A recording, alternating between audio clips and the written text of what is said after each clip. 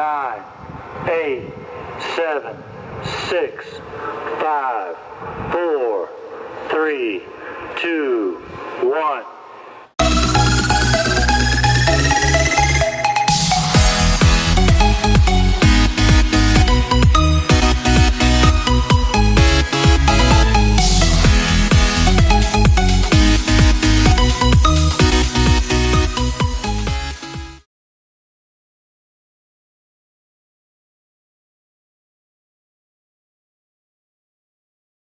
Hi guys! What's up?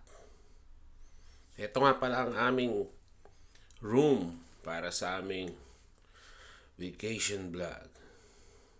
As you can see guys, ito nga pala ang aming Airbnb na nakuha namin. So, ito ang kanilang toilet. May washing machine, may shower, hot and cold. Ayan. Of course, ito ang kanilang toilet. Kung nakikita nyo yung wall, mukhang madumi, pero design yan guys. Ganyan talaga ang ano niya. Kompletong amenities, towel, at syempre di mawawala ang bidet. Napaka-importante niyan, lalo na dito sa bansang to kasi kalimitan ng kanilang toilet is walang bidet. Ito naman ang kanilang kitchen. Meron silang coffee maker, may kettle, may toaster. Ayan. Siyempre, merong exhaust kasi pwede ka rito magluto, guys. Kompleto, may mug. Ayan. Dito naman sa kabila, ayan, meron na rin silang mga coffee, sugar, silverware. Ayan. Meron din sila dito mga serving spoon. Kung gusto mag-wine, meron din wine opener. Ito naman ang kanilang mga kaldero. Kompleto na siya guys. So kung mag-i-stay kayo, balak nyo mag-bakasyon dito sa Armenia, ayan, goods na goods to. Pwede kayong magluto pang breakfast nyo. Syempre, meron ding microwave. Ang microwave oven nila, microwave siya at saka oven. Kaya nga microwave oven eh. Ito, may rep sila dyan. Ito naman ang kanilang bedroom. Ang ganda ng design guys. Napakaganda ng loob. Actually yung labas ng mga building nila dito, hindi ganun kaganda. Pero pag pinasok nyo yung loob ng kwarto, like nitong Airbnb namin, napakaganda. Lahat ng building dito sa Armenia, yun na napansin ko. Hindi maganda ang buildings. As in, napakapangit. Pero pagpasok namin sa loob, ang sarap mag-stay talaga. Siyempre, meron siyang parang balcony pero walang labas. Yan. So, pwede ka mag-smoke dyan. Basta open lang yung door mo. Yan. Diyan kayo kakain. So, ayan guys, ang aming kwarto para sa aming vacation. So, let's go!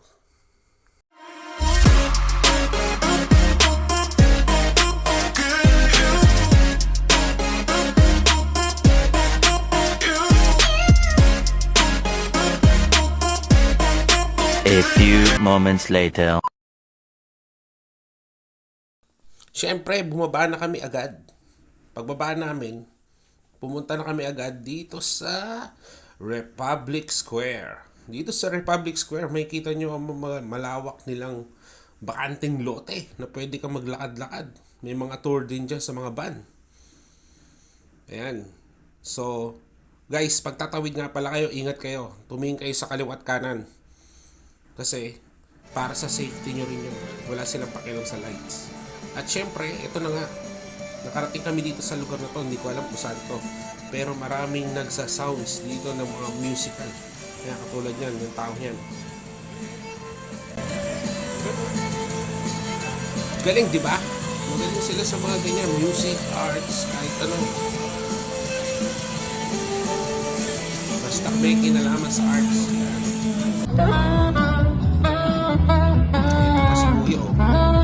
Hindi.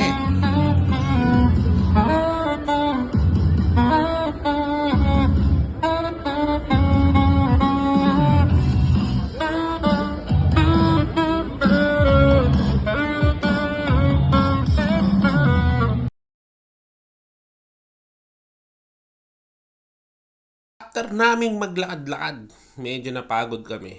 Kaya napadaan kami dito sa spa massage. Pero, ano lang naman to, nagpa-foot massage lang kami. Ayan ang mga price list nila. Napakamura. Dito, hindi tao magmamasahe sa'yo, kundi isda dito sa Dr. Fish. Ayan. Siyempre, una, isasanitize nila yung paa mo. After nyan, nalagay sa plastic para hindi magkalat ang tubig. Ayan. So, diretso ka na ngayon sa kabila. Pero bago mo ilubog, siyempre tatanggalin mo yung plastic. Ayan. Tignan nyo guys. Nakakakilabot. Ew. Ew. Ew. Diba? Yung pakiramdam na parang kinukuryente, yung pala kinakagat ka ng isda. Siyempre ako din. Nakakakiliti siya guys, pero sarap. Tanggal ang mga kalyo-kalyo.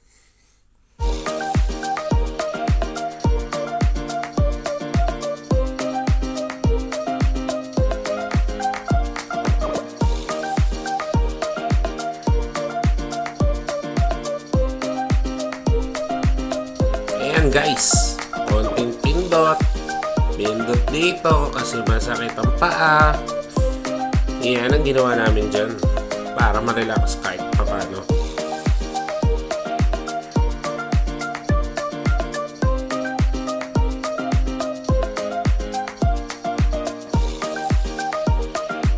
One minute, 37 seconds later. On the next day, eto na, simula na nating lakbay. Gamit naman yung hayor. Dito lang yan, sa may gilid-gilid. Yan ang magandang travel tour guys. Kaya kung pupunta kayo at gusto nyo mag-tour, puntahan nyo yan. Diyan makakakuha kayo ng mga magandang deals ng mga travel. So, ano pa inaantay nyo? Ayan na, tatawag na ako. Let's go! Nandito na kami ngayon sa loob ng bus. Napakalaki. Ang dami namin ngayon guys kasama. Ayan na, tara na. Lakbay na!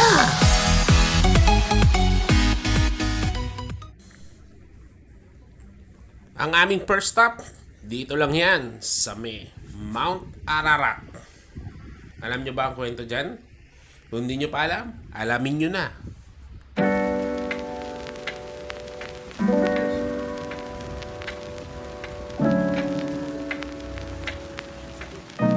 Napakaganda ng view guys, kaya ito kami, picture.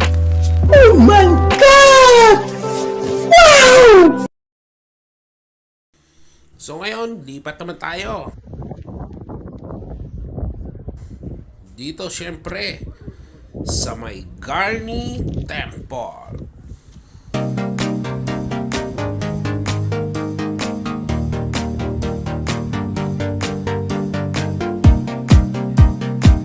They were holding something. Okay? We have two versions. Fires from two sides or tables for sacrifice.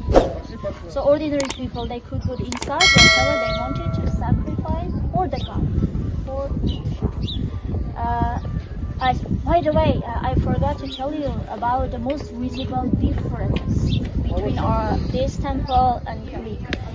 There are carvings on the facade, the ceiling, everywhere you see the carvings of grapes and pomegranates.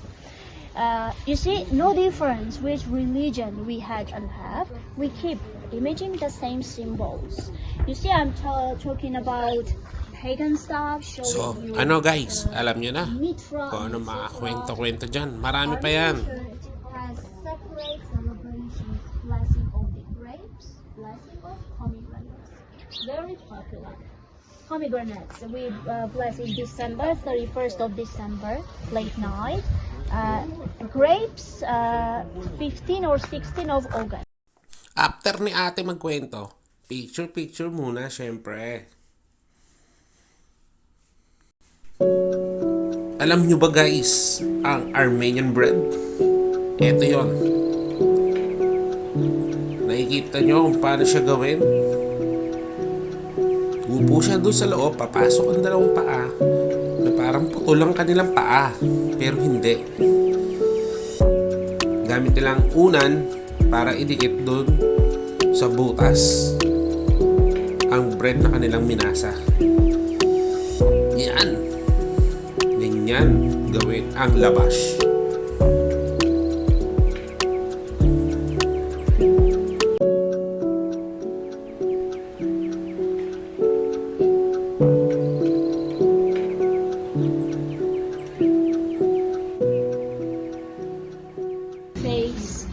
By the way, in Iran, they name lavash also nune Armani, means Armenian bread.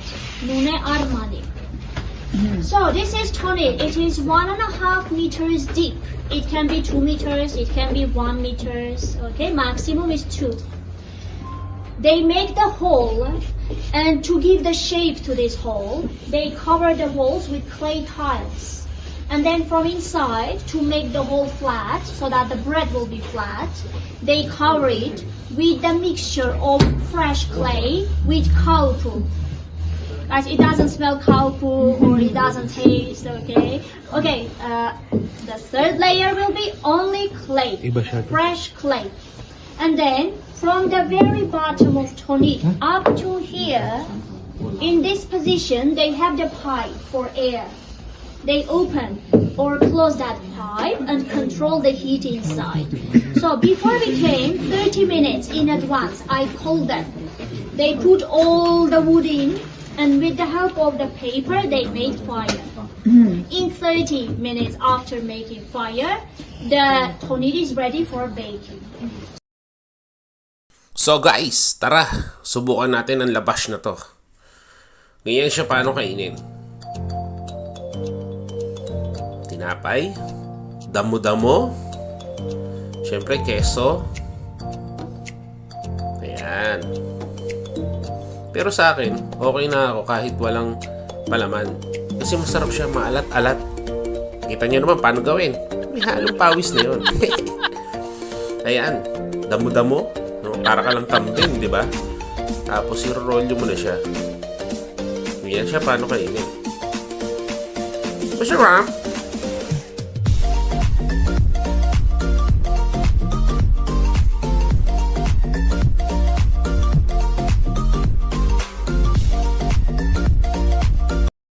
After ng mga yon, dito na tayo ngayon sa wine tasting. Ito isa sa mga factory nila ng mga wine. So nandito kami para i-try ang bawat isa. Pero syempre, isang shot lang yun. So kung gusto nyo, pwede kayong bumili dito para may pasalubong kayo. So guys, diretso na kami ngayon sa taas para ipakita nila kung paano nila ginagawa ito. Pero bago ang yun, oops, bawal ang video.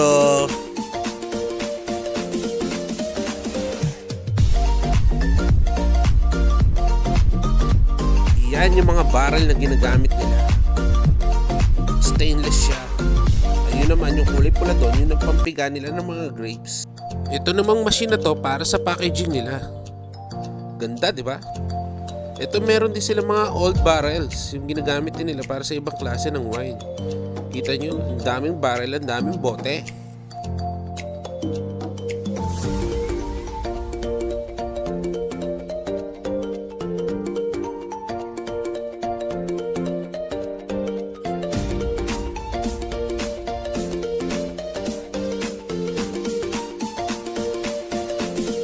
Pwede rin kayo bumili ng mga souvenir dito.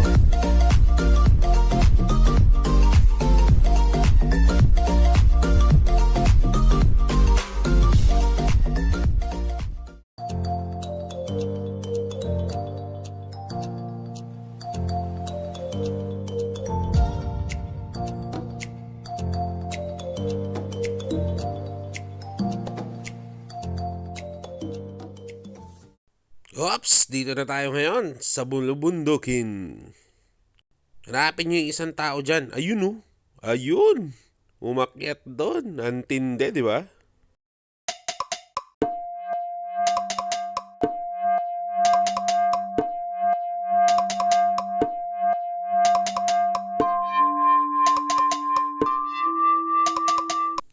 So guys, eto na. Nandito na kami sa aming patutunguhan. Tara, samahan nyo ako at makinig sa history ng kuwebang ito. Why it's called the Bird's Cave? Those all are bird nests, and you can see the feathers over here. So, actually, what is this place? First of all, let me begin that the oldest leather shoe in the world was found exactly here, under this temple. It's around 37 size of European sizes. It's around 37, and it's right now kept in the Historical Museum of Armenia in the very central Yerevan. If you want, you can go and check. They even started. Oh my God, so many trucks and they're so noisy. Oh, Russians. Okay, thank you. So, actually, it's kept in the Historical Museum, and they started a new exhibition there a couple of days ago. They made several copies of that shoe, and you can try it by yourself. You can try the oldest leather shoe. And actually, dear friends, there is something even older than the shoe. So, do you see this hole? It's taking you up to the upper part of the cave. And actually, do you see that there are remaining liquids on it? You can see some very slight resemblance of liquid in the down part. So, this was actually a wine factory.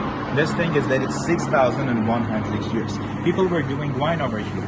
The technique was pretty simple. They were just squeezing grapes on the upper part. The liquid was going down by itself already into prepared jugs. Tara guys, pasukin na natin tong kuwebang to. Talaga nga naman kamangha-mangha ang ginagawa dito. Nakikita nyo yan, mga bato-bato. Pero bawal hawakan yan guys pag pumasok kayo. Pero syempre pwede tayo mag-picture-picture dito. Tulad nyan. Laking bato, diba? Picture nyo na. Nakikita nyo yung butas na yan? Diyan tayo galing dun. Ayun o. Dun tayo galing. So ngayon nasa loob na tayo.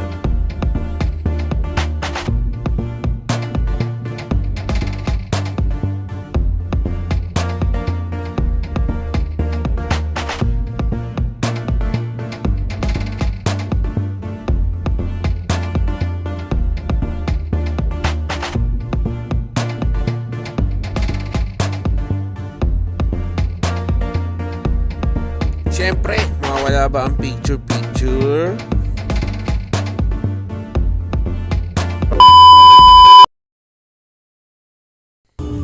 Hi guys, ito naman ang cascade. Kita nyo yan. Pwede nyo siyang akyatin. Pero meron ding escalator sa loob kung hirap kayo umakyat na hagdan. Kaya lang guys, medyo inulan kami. Hindi na namin nagawa. Eto. Uwian time na.